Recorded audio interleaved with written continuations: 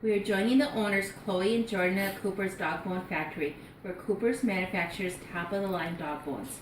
Hey Chloe, I've been thinking of adding activity-based costing to go along with our traditional costing measure. I was looking over these financial reports that I prepared for the board of directors, but think we can internally benefit from a more detailed costing activity. Are you asking us to switch systems? No, this would be in addition to, not instead of. Activity-based would prove too much information for external reports. It would be too hard to change our computer system, and it may open up some auditing issues if the reports are released. It will give us a better idea of what products cost to make. I agree. It appears we are making a decent profit, but I can't tell if we should stick with the large dog bones or the small dog bones. Well, what can you tell me about the traditional costing, and what are you using to determine this? I'm reading the financial reports that are based on traditional costing measures. Our accountants use all of our manufacturing costs, including the overhead costs, and divide this up by the number of hours and labor we use. Well, that's fine for the financial reports, but for the overall company, it doesn't take into consideration that the small dog bones are always made to the factory capacity, but due to demand, we don't always use the machines at full capacity to fill the large dog bones. With this method, it will tie back to cause and effect. Why would anyone have started with traditional costing method if activity-based sounds better? I know that it started back in manufacturing when there wasn't much difference in products.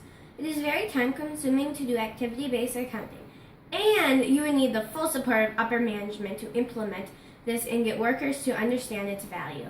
Is that why we only use the traditional costing system? Well, it is easier when we began with very similar ideas. We made a couple kind of dog biscuits, but they were so similar that we could estimate that they were about the same in cost. Well, what do you suggest? I've been researching the use of activity-based costing. It doesn't replace the traditional costing, but it's used as an internal measure for the company to help us make decisions. Other large companies use this. It can help us lower the cost of some of our products and eliminate the unprofitable ones. Are you suggesting us trying to tie the cost back to the individual product that the cost came from? Yes, that's it. Let's meet again soon after we gather more information.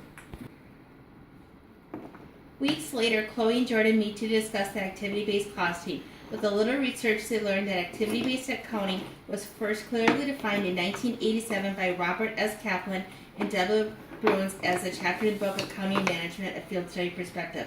The main measures of this activity are the cost drivers, what drives the cost of activity. We now return to Chloe and Jordan.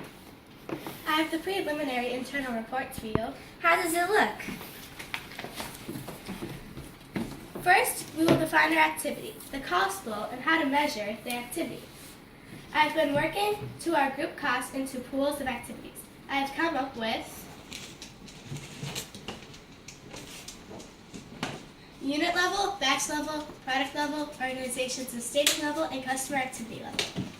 We will measure the activity by the amount of time an activity occurs and the number of times it takes for each group.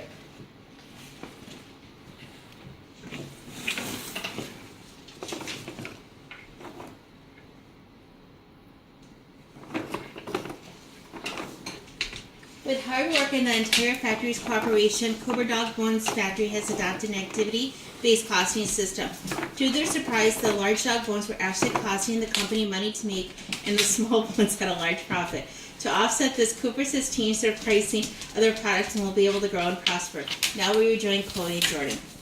I feel much better about the success of our company with us changing the prices of the large dog bones and increasing the production of the small bones. I do too, but the real test is Cooper!